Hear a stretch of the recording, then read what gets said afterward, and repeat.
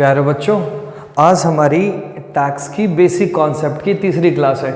पिछले लेक्चर में मैंने आपको सिखाया था कि डायरेक्ट और इनडायरेक्ट टैक्स किसे कहते हैं और टैक्सेस को कितने भागों में बांटा गया है।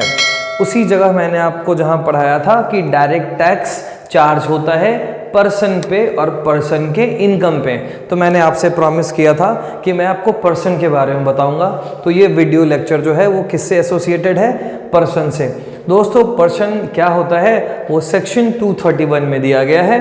और क्या लिखा हुआ है दोस्तों, ध्यान देंगे कि पर्सन इंक्लूड्स, ध्यान से सुनिएगा दोस्तों, पर्सन मीन्स नहीं लिखा हुआ है, पर्सन इंक्लूड्स लिखा हुआ है। दोस्तों, लॉ जब फ्रेम किया जाता है ना, जब लॉ को बनाया जाता है तो बहुत सारी चीज़ों को देखकर बनाया जाता है, क्योंकि बहुत सारे ऐसे लोग हैं जिनका इंटेंशन बड़ा मैलाफाइड होता है, बैड इंटेंशन होता है। अगर सरकार ने यह लिख दिया कि पर्सन का मतलब ये होता है, तो हम सब, आप सबको पता है कि इनकम टैक्स पर्सन पे चार्ज होता है। और सरकार अगर लिख दे कि पर्सन मीन्स ये, तो आप हमेशा कोशिश करेंगे कि हम अपने आप को इस पर्सन के डेफिनेशन से बाहर कर दें, ठीक है, और फिर हमारे ऊपर इनकम टैक्स की कानून अप्लाई ही ना हो। इसलिए सरकार ने यहाँ पर्सन मीन्स नहीं लिखा, पर्सन इंक्लूड्स लिखा है कि पर्सन में ये अच्छा, यहाँ 7 चीज लिखा हुआ है। क्या यही पर्सन होता है?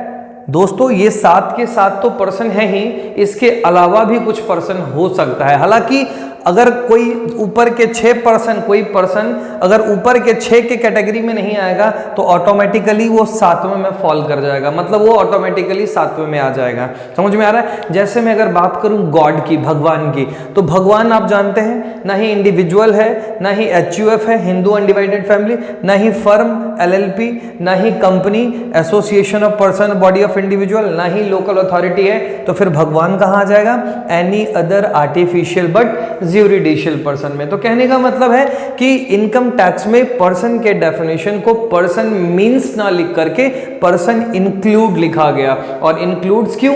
क्योंकि इंक्लूड्स ना लिख करके अगर मीन्स लिखती तो आप हमेशा खुद को कोशिश करते कि इस पर्सन के डेफिनेशन से बाहर कर दें और फिर हमारे ऊपर इनकम टैक्स का कानून अप्लाई ही ना हो। तो सरकार ने यहाँ इंक्लूड्स लिख दिया है। अगर मैं बात करूं दोस्तों पर्सन के डेफिनेशन की, तो पर्सन के डेफिनेशन में सबसे पहला जो पर्सन आता है वो इंडिविजुअल।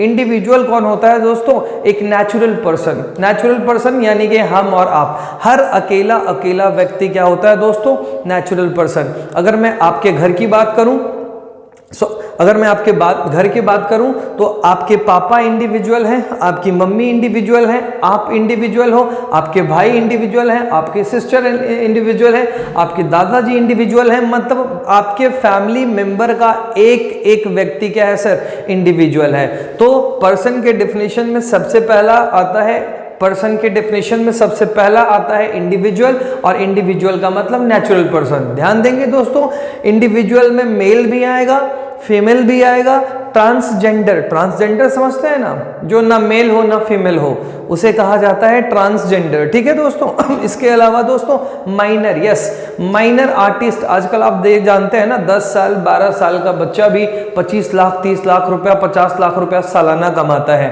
ठीक है। तो माइनर के ऊपर, हालांकि हम लोग पढ़े हुए हैं इंडियन कॉन्ट्रैक्ट एक्ट में कि माइनर के ऊपर कोई लायबिलिटी अराइज नहीं होता, लेकिन दोस्तों माइनर अगर इनकम कमाएगा तो माइनर भी इनकम टैक्स के कानून के हिसाब से माइनर के भी इनकम पे टैक्स लगेगा। हालांकि उसके लीगल गार्जियन, जो उसके गार्जियन है माइनर का, क्यों? क्योंकि माइनर को उतना सोच समझ थोड़ी होता है दोस्तों कि इनकम टैक्स क्या है, कितना टैक्स बनेगा, कितना टैक्स पे करना है, ये माइनर नहीं जान सकता। तो माइनर के जो पेरेंट्स हैं या लीगल गार्जियन है, उनकी लायबिलिटी है कि माइनर के बदले वो टैक्स पे करे। किसको दोस्तों?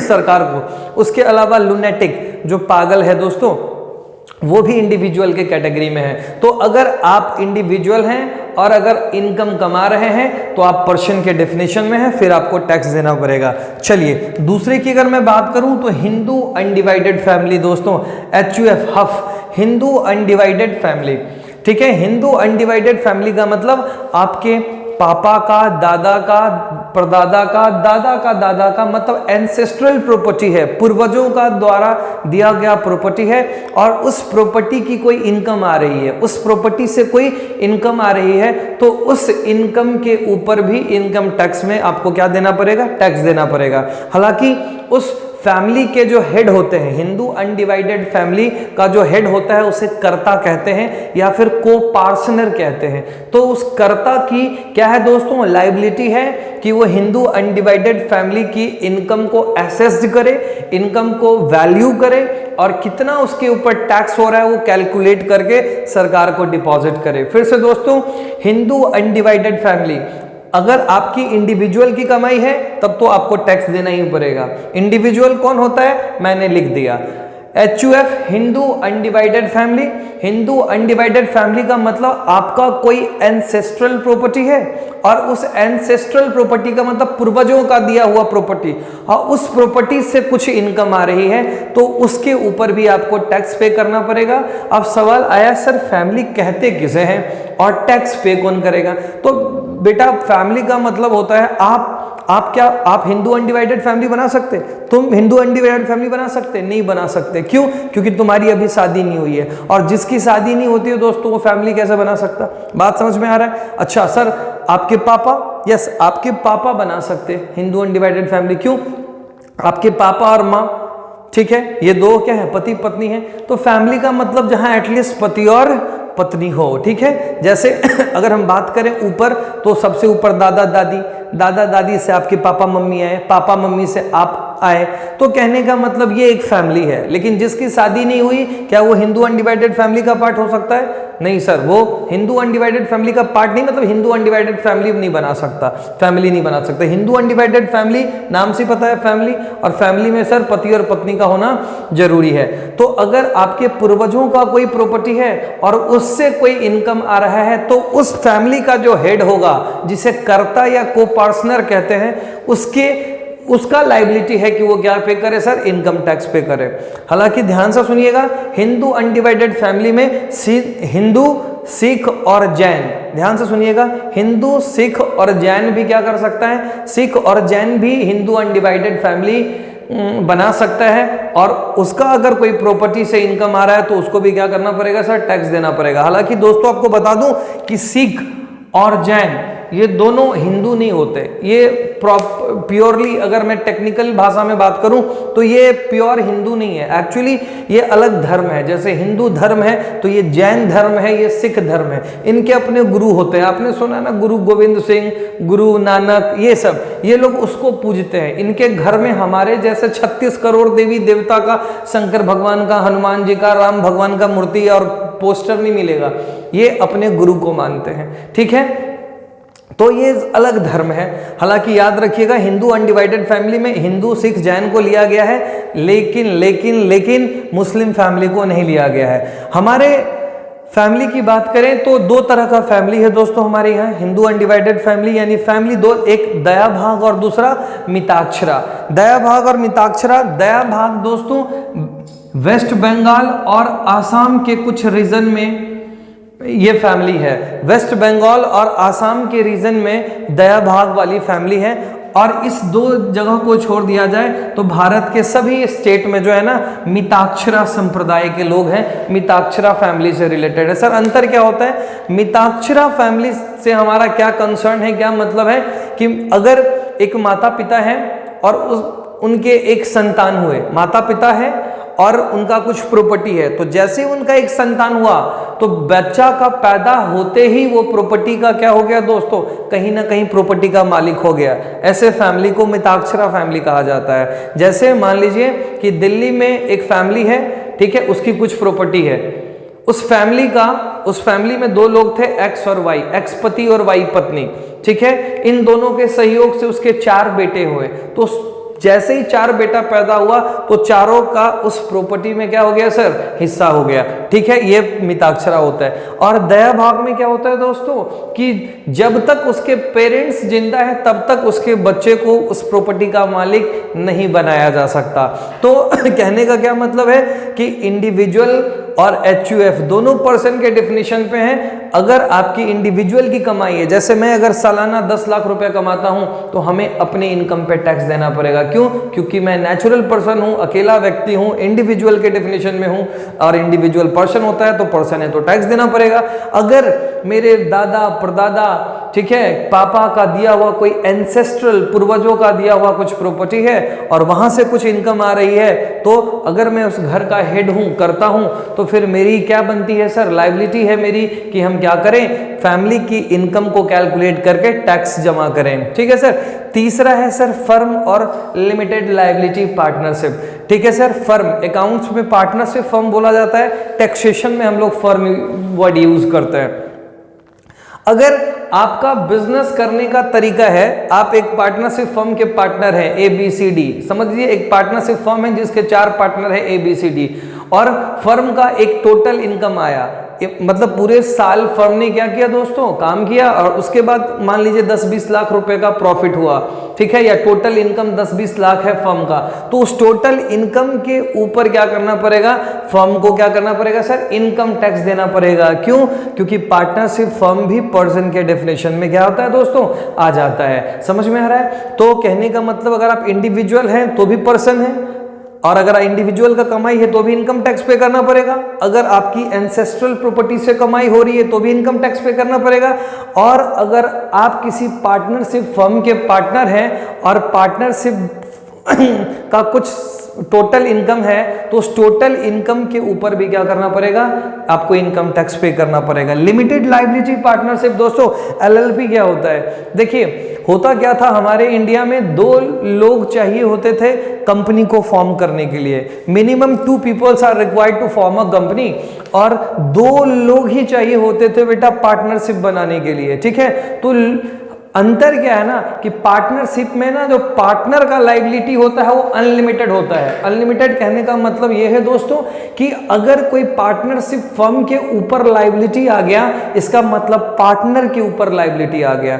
ठीक है, अपना घर बेचकर पार्टनर उस लायबिलिटी का पेमेंट करेगा। सपोज एक पार्टनरशिप फर्म के ऊपर 10 करोड़ का लायबिलिटी है, ठीक है, ABCD 4 पार्टनर हैं, तो ABCD अपना घर बेचकर उस 10 करोड़ का पेमेंट करेगा।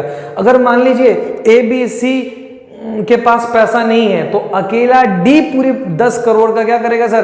पेमेंट करेगा। तो पार्टनरशिप में पार्टनर्स का लायबिलिटी क्या होता है? अनलिमिटेड होता है। ठीक है। अगर मैं कंपनी की बात करूं तो आपने पढ़ा है कि एक कंपनी का यूनिक फीचर्स होता है। कंपनी की एक सबसे बड़ी खूबसूरती क्या होती है ना सर, कि कंपनी जैसे ही एग्जिस्टेंस में आता है, जैसे ही कंपनी का इनकॉर्पोरेशन हो जाता है, जैसे ही कंपनी बन जाती है, तो कंपनी को एक आर्टिफिशियल पर्सन का दर्जा दे दिया जाता है। समझ में आ रहा है? अब हर वो काम जो एक नेचुरल पर्सन कर सकता है, वो सारे के सारे राइट आर्टिफिशियल पर्सन यानी कंपनी के पास अवेलेबल है। जैसे आप समझिए कि जैसे हमारा आपका नाम होता है वैसे कंपनी का नाम होता है। ठीक है, जैसे मेरा नाम विवेक है, आपने नाम सुना होगा रिलायंस, टाटा, हीरो, होंडा, बहुत सारी ऐसी कंपनी है। ठीक है, जैसे हम आप सिग्नेचर करते हैं, कंपनी भी सिग्नेचर कर सकती है। जैसे हमारा आपके नाम पे प्रॉपर्टी होता है, कंपनी के नाम पे भी प्रॉपर्टी होता है। जैसे हम आप किसी के ऊपर केस कर सकते हैं, कंपनी भी किसी के ऊपर केस कर सकती है। जैसे हमारा आपका हमारे आपके ऊपर केस हो सकता है, कंपनी के ऊपर भी क्या हो सकता है दोस्तों? केस हो सकता है। ठीक है, तो ये सारी चीज जो एक नेचुरल पर्सन को दिया गया है, वही आर्टिफिशियल पर्सन के पास भी राइट है। कंपनी है तो आर्टिफिशियल पर्सन, लेकिन वो सारे राइट अवेलेबल है जो एक नेचुरल पर्सन के पास होता है। ठीक है, हालांकि आप पढ़े हैं कि कंपनी के पास क्या है सर? वोट देने का अधिकार नहीं है, क्योंकि सिटीजनशिप एक्ट 1955 के अनुसार कंपनी को सिटीजन नहीं माना गया है। ठीक है, चलिए आगे चलते हैं। कहने का मतलब है कि हम आपको पढ़ा रहे थे कि पार्टनरशिप में पार्टनर्स का लायबिलिटी अनलिमिटेड होता है, लेकिन अगर कंपनी की मैं बात करूं तो कंपनी एक सेपरेट लीगल एंटिटी होता है। मतलब कंपनी बन जाने के बाद कंपनी अलग है, कंपनी का मालिक अलग है, मतलब कंपनी अलग, डायरेक्टर अलग, कंपनी अलग, शेयर होल्डर अलग, कंपनी अलग, मतलब और इसका मैनेजमेंट अलग। कंपनी की खुद की एक पहचान होती है, जैसे हमारा और आपका पहचान होता है, उसी तरीके से कंपनी का खुद का एक पहचान होता है। तो कंपनी एक सेपरेट लीगल एंटिटी है। तो कंपनी के ऊपर लायबिलिटी अगर आया तो याद रखिएगा मेंबर्स और शेयर होल्डर्स के ऊपर लायबिलिटी नहीं आया। सपोज आप किसी कंपनी के शेयर होल्डर हैं, आप जानते हैं शेयर होल्डर कंपनी का मालिक होता है, आपने उस कंपनी के शेयर्स खरीद रखा है, मान लीजिए 10,000 का शेयर है और आपने 10,000 के बदले 10,000 पे कर दिया है कंपनी को। 10,000 का शेयर खरीदा था आपने और 10,000 के बदले 10,000 कंपनी को पे कर दिया है। अब अचानक से कंपनी के ऊपर 20 करोड़ की लायबिलिटी आ गई तो याद रखिएगा आपके ऊपर लायबिलिटी नहीं आई। पार्टनरशिप फर्म में था, पार्टनरशिप फर्म के ऊपर लायबिलिटी आना यानी पार्टनर्स के ऊपर लायबिलिटी आना। लेकिन अगर मैं बात करूं कंपनी के केस में तो कंपनी अलग है और शेयर होल्डर अलग है, तो कंपनी के ऊपर लायबिलिटी आया, इसका मतलब शेयर होल्डर के ऊपर लायबिलिटी या मेंबर्स के ऊपर लायबिलिटी नहीं आया। कंपनी अलग है, शेयर होल्डर मेंबर क्या है दोस्तों, अलग है। तो लायबिलिटी के डर से लोग क्या करते थे, पार्टनरशिप बनाते ही नहीं थे, कंपनी बना लेते थे। उनको डर था कि अगर पार्टनरशिप बनाएंगे और कल को जाकर कोई बड़ी लायबिलिटी आ जाती है तो घर बेचकर उस लायबिलिटी का पेमेंट करना पड़ेगा। तो चलो दोस्तों ऐसा करते हैं कि हम लोग पार्टनरशिप ना बना करके कंपनी बना लेते हैं, ठीक है। क्यों? क्योंकि अगर कंपनी बनाते हैं तो कंपनी बनाने से क्या होगा, हमारी लायबिलिटी, हम मेंबर हैं, हम शेयर होल्डर्स हैं, हमारी लायबिलिटी लिमिटेड हो जाएगी। समझ रहे बातों को? तो सरकार ने 2008 में एक नया कॉन्सेप्ट लेकर आया और कहा कि सुनो देशवासियों, हमारे देशों में दोस्तों धूर्तों की कमी तो नहीं है, जानते हैं। तो उन लोगों के लिए सरकार ने कहा कि देखो बेसिकली हम जानते हैं तुम बनाना चाहते हो पार्टनरशिप फर्म, लेकिन सिर्फ लायबिलिटी के डर से तुम पार्टनरशिप फर्म नहीं कंपनी बना रहे हो। तो ऐसा करो, तुम बनाओ पार्टनरशिप फर्म, हम तुम्हारे लायबिलिटी को लिमिटेड कर देते हैं। तो 2008 में एक नया कॉन्सेप्ट आया जिसे कहा गया लिमिटेड लायबिलिटी पार्टनरशिप। इसका मतलब पार्टनरशिप तुम बनाओ, अब पार्टनरशिप में भी लायबिलिटी क्या कर दिया जाएगा, लिमिटेड कर दिया जाएगा। मतलब लायबिलिटी के बचने के डर से तुमको कंपनी बनाने की आवश्यकता नहीं है। तो दोस्तों कुल मिलाकर बात यह आया कि चाहे आपका फर्म, आपका बिजनेस का रूप फर्म हो, बिजनेस का रूप चाहे फर्म हो चाहे LLP हो, लिमिटेड लायबिलिटी पार्टनरशिप हो, अगर आप इनकम कमाएंगे तो इनकम टैक्स देना पड़ेगा। और आपके नॉलेज के लिए बता दें कि फर्म अगर 1 रुपया भी कमाती है तो 1 रुपये के ऊपर क्या करना पड़ता है, फर्म या LLP को टैक्स देना पड़ता है। क्यों? क्योंकि ये लोग पर्सन के डेफिनेशन में कवर हो जाता है। दोस्तों कंपनी भी पर्सन के डेफिनेशन में आता है, और कंपनी का मतलब वो नहीं जो आप कंपनीज एक्ट 2013 या 1956 के कंपनीज एक्ट में पढ़े हैं। अगर आप कंपनीज एक्ट 2013 पढ़ा है आपने तो वहां आपने पढ़ा होगा कि कंपनी का मतलब होता है वैसी कंपनियों से जिसका इनकॉर्पोरेशन इंडिया में हुआ हो, चाहे वो कंपनीज एक्ट 2013 के अंदर हुआ हो, चाहे उससे प्रीवियस कंपनीज एक्ट के अंदर इनकॉर्पोरेशन हुआ हो। फिर से सुनिए, अगर मैं कंपनी की बात कर रहा हूं तो हम कह रहे हैं कि यहां कंपनी का मतलब वो कंपनी नहीं है जो आपने कंपनीज एक्ट 2013 में पढ़ा है। कंपनीज एक्ट 2013 जब आप पढ़ेंगे तो वहां सेक्शन 220 में आप पढ़ेंगे कि कंपनी का मतलब उन कंपनियों से है जिस कंपनी का रजिस्ट्रेशन या इनकॉर्पोरेशन अभी करंट कंपनीज एक्ट यानी 2013 में या फिर प्रीवियस कंपनीज एक्ट यानी 1956 या उससे पहले की जो कंपनीज एक्ट है उसमें रजिस्टर्ड हुआ हो।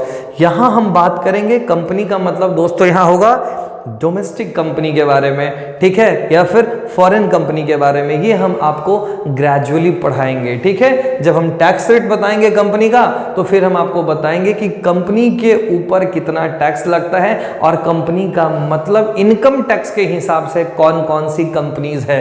क्या वही कंपनी जो इंडिया में इनकॉर्पोरेट हुआ है कि इंडिया की बाहर वाली भी कंपनी को हम इंडिया में टैक्स लगाएंगे, या जो कुछ भी हम पढ़ेंगे। हालांकि याद रखिएगा कंपनी को 2 तरह का टैक्स पे करना पड़ता है। एक दोस्तों इनकम टैक्स, ठीक है। एक तो कंपनी क्या है सर, एक आर्टिफिशियल पर्सन है, पर्सन के डेफिनेशन में है, तो एक टैक्स से इनकम टैक्स पे करना पड़ेगा। और दूसरा दोस्तों कंपनी से पूछा जाता है, कंपनी से क्या पूछा जाता है कि इस बार क्या तुम डिविडेंड डिस्ट्रीब्यूट करोगे।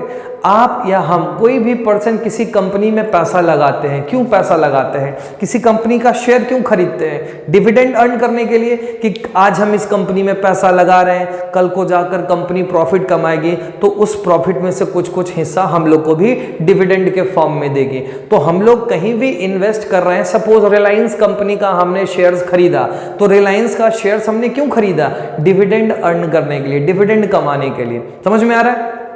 अब होता क्या है दोस्तों, अब आप जानते हैं कि रिलायंस एक मल्टीनेशनल कंपनी है। मल्टीनेशनल कंपनी है तो इसके शेयर होल्डर पूरे दुनिया भर में होगा। मान लीजिए इंडिया में तो शेयर होल्डर होगा ही रिलायंस का, इसके अलावा पाकिस्तान में मान लीजिए हो सकता है, जापान में हो सकता है, चाइना में भी हो सकता है, यूएसए में हो सकता है, रशिया में हो सकता है।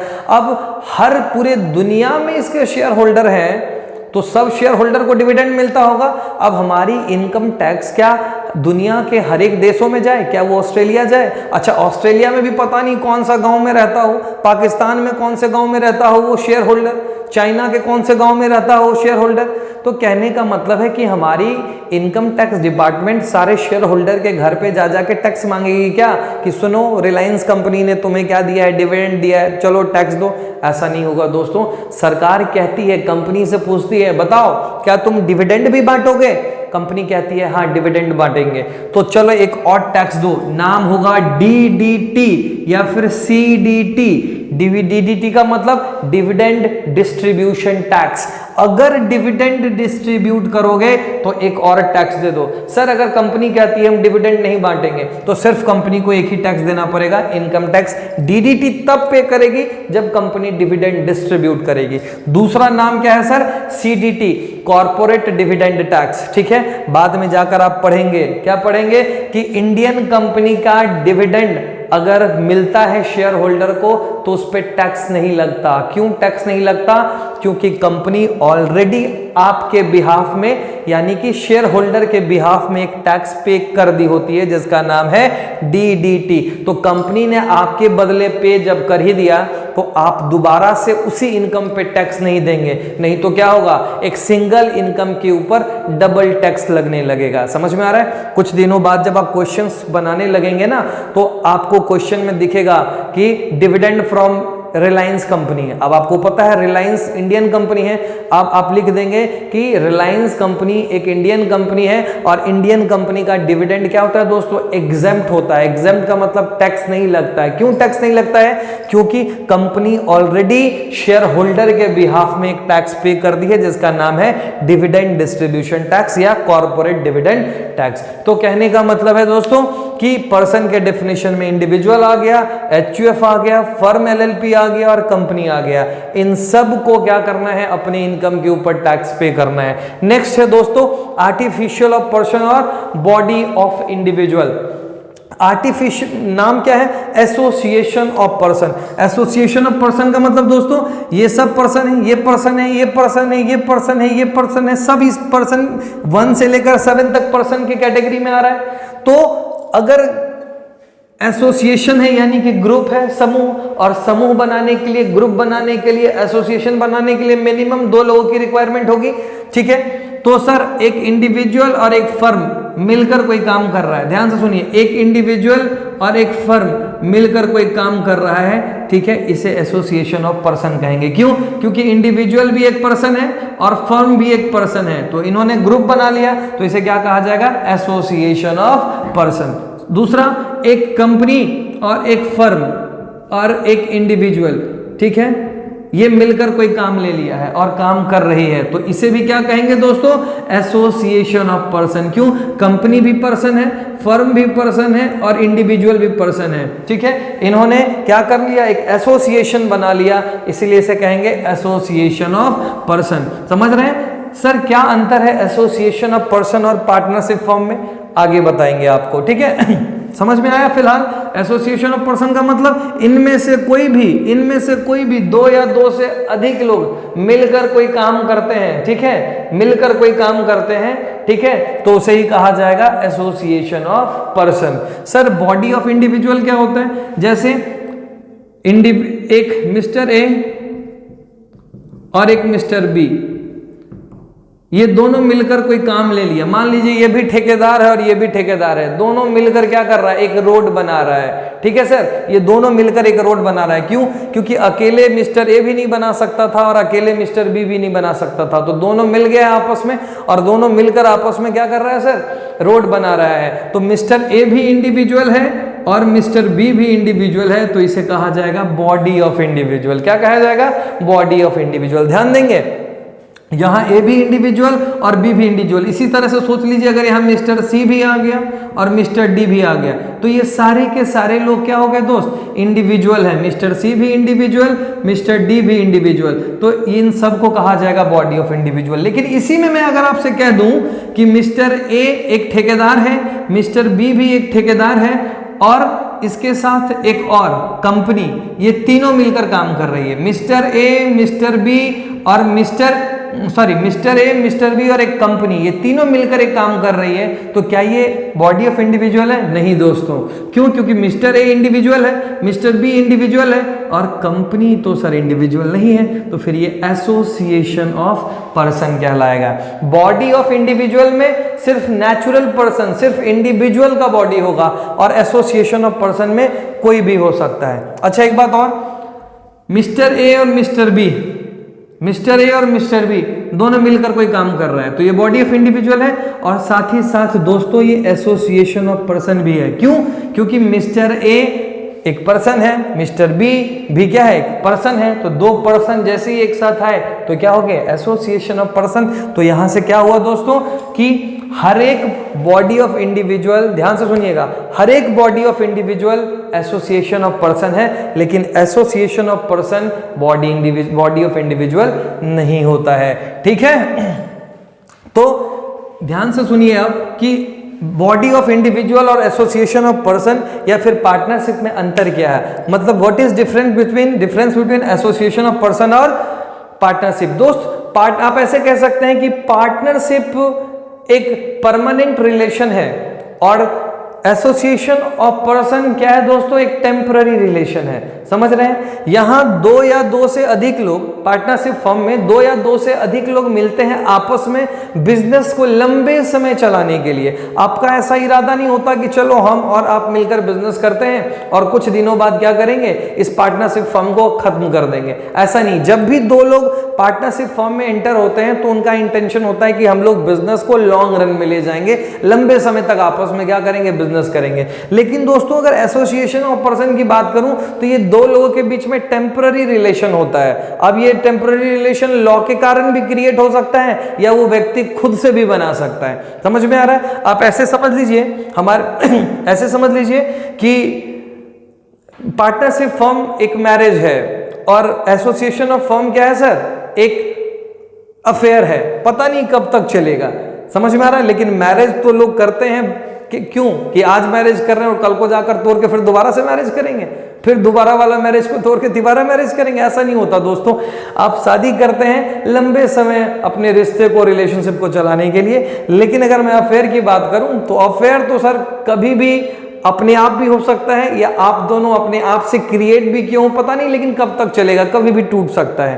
तो एसोसिएशन ऑफ पर्सन में दो या दो से अधिक लोग मिलते हैं बिजनेस को चलाने के लिए, लेकिन टेम्पररी बेसिस के लिए। जैसे ए और बी दो ठेकेदार है, ये दोनों आपस में मिला है रोड बनाने के लिए। जैसे ही रोड बनकर कंप्लीट होगा, ए अलग हो जाएगा, बी अलग हो जाएगा। समझ में आ रहा है? ए, बी और एक कंपनी, ए नाम का ठेकेदार, बी नाम का ठेकेदार और एक कंपनी, मान लीजिए रिलायंस कंपनी, इन्होंने सोचा है कि चलो हम दिल्ली में मेट्रो बनवाएंगे या दिल्ली में फ्लाईओवर बनवाएंगे, दिल्ली में फ्लाईओवर बनवाएंगे। अब ये तीनों मिली है, ए, बी और कंपनी, ये तीनों मिलकर दिल्ली में फ्लाईओवर बनवा रही है दोस्तों। और जैसे ही फ्लाईओवर बनकर कंप्लीट होगा, ए अलग, बी अलग और कंपनी अलग। तो ये होता है एसोसिएशन ऑफ पर्सन, जहां दो या दो से अधिक लोग या बॉडी ऑफ इंडिविजुअल, ये दोनों की मैं बात कर रहा हूं, जहां दो या दो से अधिक लोग आपस में मिलते हैं लेकिन टेम्पररी पीरियड के लिए। अब वो टेम्पररी पीरियड डिपेंड करता है कि आपका कैसा बिजनेस है। 2 महीने का भी हो सकता है, 6 महीने का भी हो सकता है, 2 साल का भी हो सकता है। समझ रहे हैं? दो या दो से अधिक लोग आपस में मिलते हैं कुछ समय के लिए, ठीक है, और जैसे ही उनका पर्पस कंप्लीट होता है वो दोनों अलग हो जाते हैं। जैसे अभी मार्च का महीना चल रहा है और दोस्तों आपको पता है शायद आज 11 तारीख है, 11 मार्च 2021 है, होली नजदीक है, 28-29 तारीख को होली है। तो मान लीजिए एक व्यक्ति है जो रंग बेच रहा है और एक व्यक्ति है जो पिचकारी बेच रहा है, तो वो दोनों आपस में एसोसिएट हो गया है, दोनों आपस में मिल गया है कि चलो हम दोनों मिलकर कुछ अच्छा कर सकते हैं। जो ग्राहक रंग लेने आएंगे वो पिचकारी भी लेंगे और जो पिचकारी लेने आएंगे वो रंग भी लेंगे। और जैसे ही होली खत्म होगा दोस्तों तो रंग वाला अलग हो जाएगा और पिचकारी वाला अलग हो जाएगा। तो इसे पार्टनरशिप ना कहें, इसे क्या कहेंगे हम लोग अपने भाषा में? एसोसिएशन ऑफ पर्सन या फिर बॉडी ऑफ इंडिविजुअल। ठीक है, कि दो व्यक्ति आपस में मिले हैं किसी काम को करने के लिए, लेकिन शॉर्ट टर्म पीरियड के लिए। ठीक है। लोकल अथॉरिटी क्या होता है दोस्तों? लोकल अथॉरिटी भी पर्सन के डेफिनेशन में है। लोकल अथॉरिटी में मेनली तीन चीज आता है। एक तो ग्राम पंचायत आ जाएगा दोस्तों, ग्राम पंचायत, उसके बाद म्युनिसिपैलिटी जिसको आप नगर निगम वगैरह कहते हैं, और एक आ जाएगा कैंटोनमेंट बोर्ड, कैंटोनमेंट बोर्ड जिसको छावनी वगैरह कहते हैं। ठीक है, जहां सेना के आला अधिकारी या फिर बड़े ऑफिशियल्स वगैरह रहते हैं, तो इनका भी कुछ इनकम होता है। लोकल अथॉरिटी का भी जैसे हाउस टैक्स वगैरह म्युनिसिपैलिटी को मिलता है। पंचायत में भी कुछ आपके गांव वगैरह में आप लोग देखे होंगे कि गांव स्तर पे, अगर विलेज के स्तर पे, गांव के स्तर पे कोई अगर छोटी मोटी बात होती है तो पंचायत बुलाया जाता है, किसी भी इंसान को जुर्माना लगाया जाता है या इस तरह का कोई भी।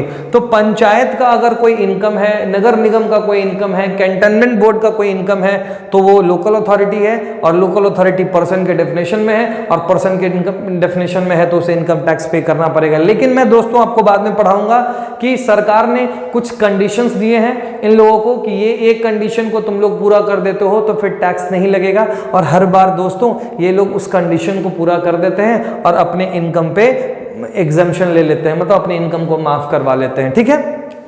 इसके अलावा लास्ट में आता है दोस्तों any other artificial but juridical person. Juridical का मतलब होता है जिसके ऊपर आप केस फाइल कर सकते हैं। ऐसा पर्सन जो ऊपर के 6 में नहीं आया वो ऑटोमेटिकली किस में आ जाएगा दोस्तों?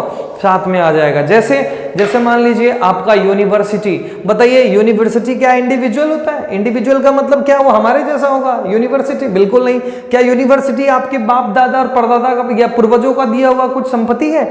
नहीं। क्या वो फर्म है? क्या वो कंपनी है? क्या वो एसोसिएशन ऑफ पर्सन है? क्या वो नगर निगम पंचायत है? नहीं। तो कहां आ जाएगा?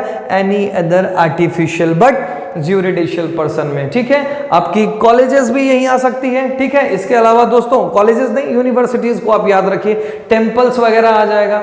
ठीक है। मंदिर वगैरह। ठीक है। ट्रस्ट वगैरह आ जाएगा। ट्रस्ट वैसे आप एसोसिएशन ऑफ पर्सन को भी बोल सकते हैं, हालांकि बाद में इसके बारे में मैं आपको बताऊंगा। जितनी भी भारत में दोस्तों बड़ी बड़ी मंदिर है ना, जैसे बालाजी हो गया, सिद्धि विनायक हो गया, शिरडी, ये सब लोग क्या करते हैं ना कि ये ट्रस्ट बना लेते हैं। समझे? ट्रस्ट बना लेते हैं। वो तरीका है अपने इनकम को, मतलब ब्लैक मनी को व्हाइट मनी करने का तरीका है कि बड़े बड़े रिलीजियस टेम्पल को ना, बड़े बड़े धार्मिक मंदिरों को आप क्या कर दीजिए, एक ट्रस्ट का नाम दे दीजिए। फिर जानते होंगे आपकी सिद्धि विनायक और बालाजी और शिरडी साईं वाला जो मंदिर है उस पर डेली करोड़ों का चढ़ावा चढ़ता है। और वो करोड़ों का जो चढ़ावा चढ़ रहा है दोस्तों, इनकम टैक्स के डेफिनेशन में उन्हें भी क्या माना गया है? उन्हें भी इस कैटेगरी और इस कैटेगरी में रखा गया। अब रखा गया है तो टैक्स देना पड़ेगा। लेकिन ये लोग क्या कर लिए हैं? मंदिर को ट्रस्ट के रूप में कन्वर्ट कर दिए हैं। और ट्रस्ट के लिए कुछ कंडीशन होता है और उस कंडीशन को अगर आप सर्टिफाई कर दिए, सेटिस्फाई कर दिए, तो फिर आपको टैक्स देने की जरूरत नहीं है। और हर बार वो ट्रस्ट उस कंडीशन को सेटिस्फाई करके अपने ब्लैक मनी को व्हाइट मनी में कन्वर्ट कर देता है। हालांकि ये मैं आपको डिटेल में कभी अगर टाइम मिला तो, क्योंकि ये वीडियो लंबा जा रहा है, तो मैं आपको कभी समझा दूंगा। हालांकि अगर मैं आपसे पूछूं भगवान, गॉड क्या इंडिविजुअल है? क्या एचयूएफ है? फर्म है? कंपनी है? आप खुद सोचिए क्या है। नहीं तो गॉड भी कहां आएगा? Any other artificial. दोस्तों एनी अदर, सर क्या बात कर रहे हैं? गॉड आर्टिफिशियल है? यस। आपने देखा क्या कभी गॉड को? नहीं।